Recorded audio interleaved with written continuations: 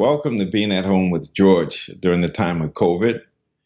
I'm excited to be here and excited to talk about this idea of creating the possibility of embracing whatever comes up, good, bad, the ugly, saying yes to it, and at the same time, generating hope, generating a way forward.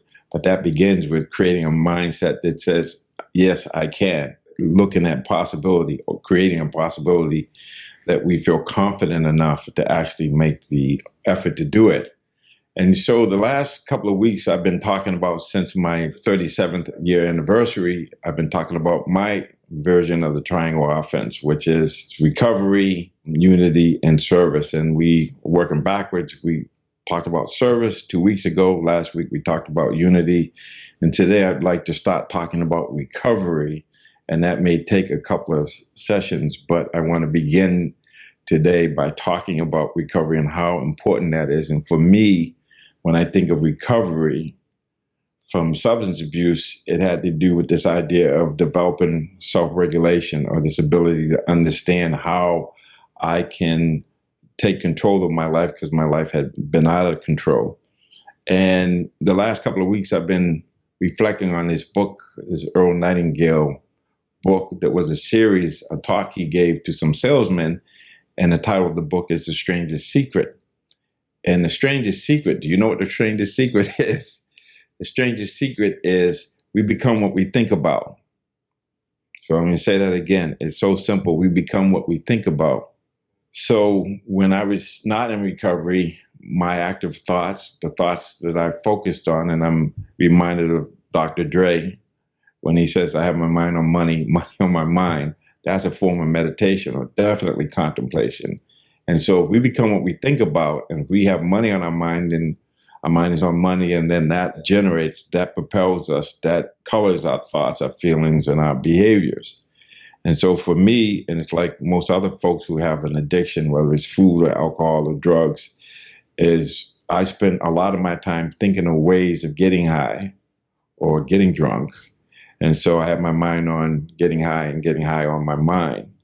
And so what I had to do was, once I accepted the fact that my best thinking couldn't keep me out of trouble, that I had to understand that I become what I think about. And so I had to think about recovery. So I focused on thoughts of living a full and creative life. And that what I had to do was understand and recognize, and it's interesting because in recovery, I had to recognize what thoughts were helpful to sustaining my sobriety and what thoughts were not so helpful. And I actually called it thinkin.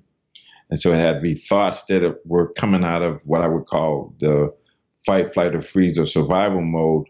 Thoughts of greed, obviously, sensual desire, thoughts of ill will or fear, anger, frustration. So in my book, I talk about the two wolves, the love wolf and the fear wolf. So I'll break it down that way. And fear is all those negative emotions, and love is positive ones, or just love. And so the idea is I have my mind on love and love on my mind on growth, on goodwill, on trying to live a full and creative life. So thoughts of compassion, thoughts of love, thoughts of actually being present for my life and being compassionate with myself and others, seeking to connect with others and seeing myself, as I talked about last week, beyond the illusion of separateness. So a big part of my recovery had to do with understanding what thoughts were helpful, what thoughts were unhelpful. And so there was even an acronym they used to use, or I learned, which was HALT, H.A.L.T.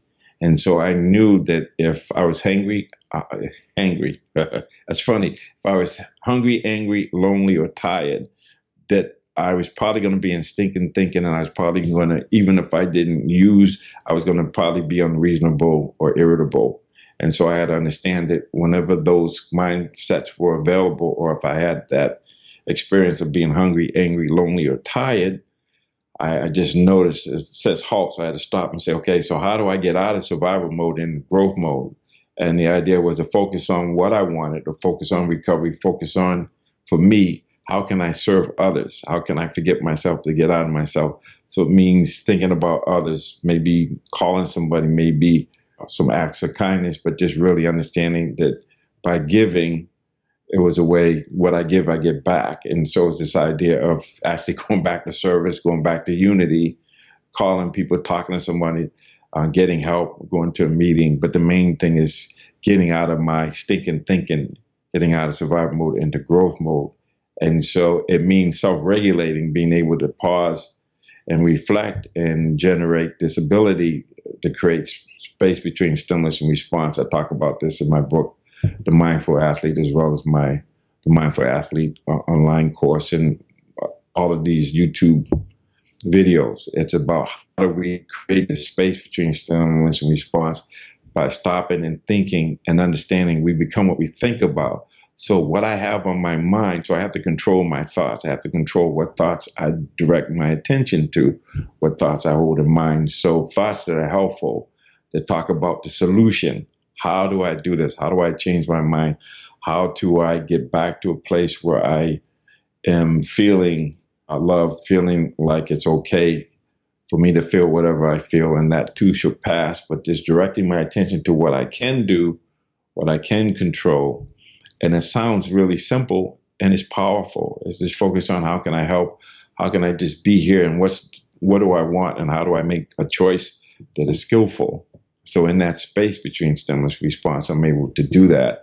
But this idea of we become what we think about in self-regulation, which is just self-regulated thoughts, feelings, and behaviors. And so in this process for me, because my thinking got me into trouble, I had to behave my way into proper thinking.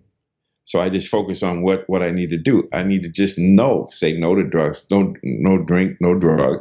If I don't drink and if I don't drug, I don't get high. So if I change my attention to something that is different, that's helpful, like, okay, I say I want to do this. I want to be present for my kids or for myself, or I want to be able to do a good job or whatever I'm doing, or if I want peace of mind, then I have to have my mind on peace and peace on my mind. And so that's the key to it. Is the first thing is understanding the self-regulation of what thoughts am I entertaining, what thoughts am I having, what feelings am I having, and can I change my feelings? But for me, I had to behave my way in proper thinking by acting as if I was lovable, acting as if I could be loving, acting as if I can be still and know and just realize that if I just focus on how I can be present for myself and how I can help somebody else, it helps me. And so for all of us, we have different ways of doing it, but this idea of we become what we think about, and that leads to we meet what we mirror. So if we have love in our heart, we're probably going to experience love. If we have hate in our heart, that's what we're going to get.